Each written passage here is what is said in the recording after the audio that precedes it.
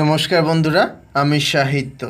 তো বন্ধুরা, আশা করছি তোমরা প্রত্যেকেই খুব ভালো আছো এবং সুস্থ আছো এবং তোমরা খুব ভালো করে প্র্যাকটিস করছো, কারণ ডেট প্রায় এসেই গেল। এটুকু প্রায় বলে দেওয়াই যায় এই সপ্তাহের মধ্যেই তোমাদের ডেট চলে আসবে। ওকে, তবে একটাই কথা যে তোমরা কিন্তু খুব বেশি টাইম পাবে না।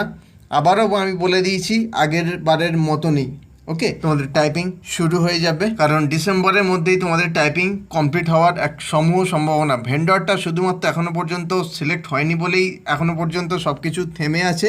একবার ওইটা সিলেক্ট হয়ে গেলে কিন্তু আর পরীক্ষা শুরু হওয়া জাস্ট সময়ের অপেক্ষা।